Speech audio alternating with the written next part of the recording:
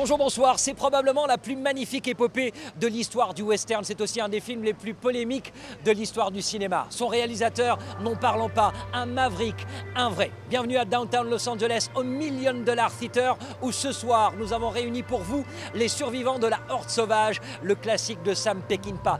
40 ans, pratiquement jour pour jour, après sa sortie en salle ici, aux États-Unis. Un anniversaire que nous mettrons en grande star tout au long de cette nouvelle édition d'Hollywood Live. I'm turning into my father a little bit, not a lot, thank God. Peckinpah n'étant plus des nôtres, c'est donc sa fille qui récupère le prix qui lui a été remis pendant la cérémonie à laquelle, bien sûr, nous avons assisté.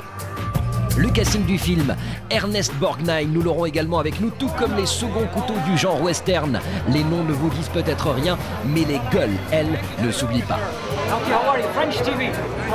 Black Dynamite. Du western à la Black Exploitation, encore un hommage, celui-ci à la grande époque du cinéma noir des années 70. Le film est pourtant tout nouveau, ça s'appelle Black Dynamite, nous serons sur la première. Les sorties US de la semaine, Meg Ryan dans Serious Moonlight, de l'action avec Armored et De Niro dans Everybody's Fine avec en bonus la chanson du film interprétée par Paul McCartney. Sam Peckinpah, on le sait, était loin d'être le mec le plus sympa du monde, mais il avait son égérie et elle s'appelle Ali MacGraw. Pour la première fois, la veuve de Steve McQueen raconte Peckinpah en français. Merci à vous. C'est parfait.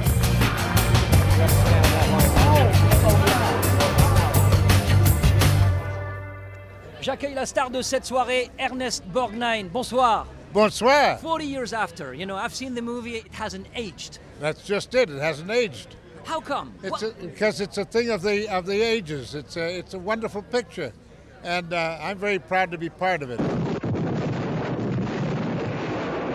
1969, Sam Peckinpah revient à la mise en scène après un passage à vide. La Horde sauvage, c'est un peu sa manière de dire que malgré les westerns spaghetti de l'époque, Hollywood pouvait encore faire des bons films de cow-boys et aussi violents que ceux de Sergio Leone. Conduite par William Holden, la Horde sauvage, c'est le gang de Pike Bishop contre les chasseurs de primes qui tentent de les arrêter, et c'est un véritable bain de sang. It was an honest account of what happened back then. People died in wars. People died in all these things. Remember, we made it in the 60s. Okay, everybody, we had people fainting in the audience because of the action. Not still action oriented, but the impact is different. So the business has changed. Unfortunately, the Wild Bunch changed it.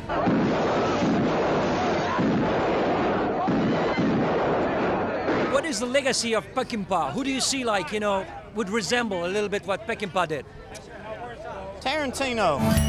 Quentin Tarantino n'est pas là.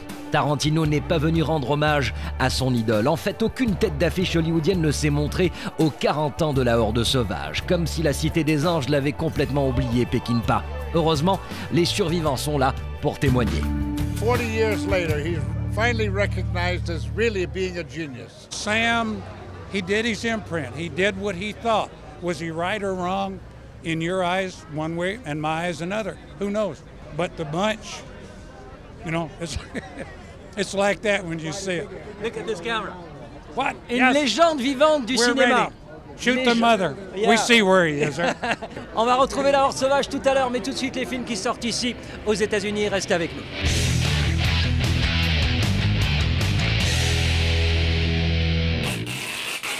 Une comédie pour commencer avec Meg Ryan dans le rôle de l'épouse trompée qui ligote son mari lorsqu'elle apprend qu'il la quitte pour une autre. Ça se joue comme une pièce de théâtre, une comédie de boulevard en quelque sorte, mais qui n'a ni le peps ni le rythme de nos bonnes vieilles farces. Pas de chance pour Meg Ryan qui tente un énième comeback alors que son ex, Dennis Quaid, à 50 ans, multiplie les succès, les prix et, devrais-je ajouter, les conquêtes. Ils vont tous bien. Tiens, ce serait une bonne réponse de la part de Robert De Niro qui reprend le rôle de Marcello Mastroianni dans ce remake du film de Giuseppe Tornatore, Stanno Tutti Bene. Devenu Everybody's Fine 19 ans plus tard, le remake fonctionne merveilleusement bien grâce à Drew Barrymore, Kate Beckinsale et Sam Rockwell qui jouent les enfants de De Niro. Everybody's Fine, c'est le père qui rend visite à ses mômes et qui découvre que l'image qu'il a d'eux n'est pas si parfaite que cela. Une nomination aux prochains Oscars pour De Niro, on en parle, même beaucoup, et on parle également d'une nomination pour Paul McCartney, qui lui a écrit la chanson du film. I spent trying to prove I could make it alone. I was just watching the film, enjoying it, and thinking, oh, if I'm going to do a song, you know, what might it be? I was not really getting ideas, but just getting an atmosphere. And they'd laid in Let It Be, unbeknownst to me, sung by Aretha Franklin. So I'm going, okay, yeah, this would be really easy. I can write another Let It Be, and I can sing like Aretha Franklin. Thank you, director, throwing me such a curveball. I try and do music and lyrics together normally. I have a kind of rough idea of what might work. And the original song was a little bit different, but I found a little bit in the middle of it, which was sort of, it was like this, then suddenly, I found that little bit, so then I went sort of, for too long I was out on my own, but it's been too long, now I wanna come home. Yeah, it's been too long, but now I wanna come home. We're gonna take that money, Ty. Dernière sortie de la semaine, Armored avec Matt Dillon et Laurence Fishburne. Aux commandes de ce film d'action, un petit génie, Nimrod Antal, américain d'origine hongroise. Un sens inné de l'action, une maîtrise parfaite de l'image, Nimrod part à la conquête d'Hollywood avec un casse orchestré par des transporteurs de fonds. Retour à Downtown Los Angeles où nous attendent tous ceux qui, comme nous, ont compris que la violence au cinéma peut devenir un art lorsqu'elle n'est pas gratuite. Peckinpah le savait, probablement trop tôt pour son époque. 40 ans après la Horde sauvage, ses fans lui rendent hommage à titre posthume. Please welcome Melissa Peckinpah. With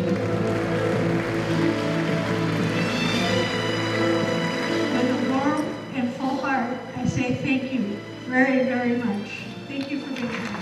Thank you so much. Thank you so much, Melissa.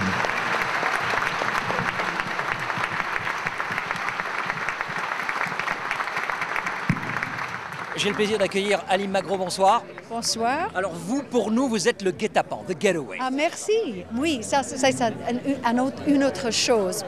Mais j'adorais Peckinpah. J'ai travaillé 2 fois pour lui. Une fois c'était Getaway, l'autre fois c'était un cauchemar de film qui s'appelait Convoy, au sujet des camions, disons. Mais je l'adorais ce monsieur, je le trouvais vraiment un artiste. Oh, vraiment, vraiment grand artiste. Difficile, compliqué, et je fais, comment dirais-je, I make a little joke.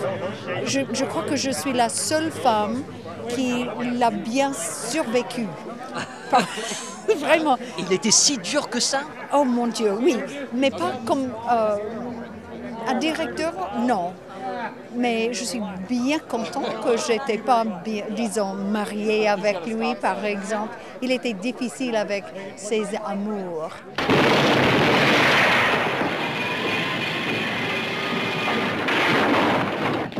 Copié mais jamais égalé. Oui, et autre chose, maintenant, ces jours, on ne fait pas vraiment les stunts. C'est toujours question de computer. Et c'est une expérience totalement différente. C'est trop sophistiqué pour moi. Est-ce que Peckinpah vous faisait faire des choses dangereuses? Alors, j'avais un revolver, et comme je suis une idiote avec ça, c'était bien dangereux. Dans le Getaway, Steve avait peur d'être dans la voiture avec moi. Il a dit, lui qui a toujours voulu faire ses propres stunts, a dit, cette fois non merci, parce que c'est elle dans la voiture. Mon Dieu, moi, avec la voiture, il était tout à fait blanc. Et tous les stuntmen ont rigolé comme rien, parce qu'il avait peur comme ça. Dangereux, oui. Halim Magro. Ce soir va être très intéressant pour nous parce que, comme vous pouvez bien voir, c'est plein, ce théâtre. Alors, ça veut dire que je crois que les choses ont bien changé. On est tout à fait habitués à voir les voitures et toutes sortes de choses sont comme ça, comme j'ai dit, avec le computer imaging. Et quand ils vont voir ça, et nos cœurs sont attachés à ces hommes. C'est pas question tellement loin que les autres choses. Je crois que ça va être quelque chose de différent. Retour à la Horde Sauvage tout à l'heure, on va changer de genre mais on reste dans les classiques. On va retrouver la Black Exploitation des années 70, celle de Shaft et des Guerriers du Bronx. Alors quelqu'un s'est permis de revisiter le genre, vous allez voir c'est une comédie et ça s'appelle Black Dynamite. On a adoré. Dynamite! Dynamite! I'm declaring war on anybody who sells drugs in our community. But Black Dynamite, I sell drugs to the community. I love that Michael Jai White, instead of sitting around complaining about how there are too few movies and projects for black artists, he went, he wrote, and he produced. Michael, just right back this way, please. Michael Jai White, c'est lui. Champion d'arts martiaux, un vrai, pas un bidon. Michael détient 7 ceintures noires dans 7 disciplines différentes, ce qui ne l'empêche pas d'être un des meilleurs acteurs de théâtre de sa génération. Mais, comme disait Arsenio Hall, les premiers rôles pour les Blacks, ça ne court pas les rues. Black, black, stack, attack and match. Backtrack, slapjack, boot black, flashback, ramsack, jam pack and steel coming back. You see where I'm coming from, you jive mother... It was a lot of heroes back then. You know, superheroes. Absolutely, it was the first time black folks were seen as superheroes. So I mean, we wanted to celebrate the absurdity, the fanfare, and the seriousness, and the loving, the brotherhood back then when black was beautiful, all that stuff. We wanted to mix that all together and have it in one movie. Black Dynamite! Feel the cinemaphonic quadrovision. Rated R. Ladies and gentlemen, Keith Carradine. Keith Carradine, invité surprise, clôture le gala Sam Peckinpah. Un prix, le Legendary Awards pour Ernest Borgnine et des retrouvailles entre les rares acteurs qui ont vécu ensemble l'aventure de la Horde Sauvage.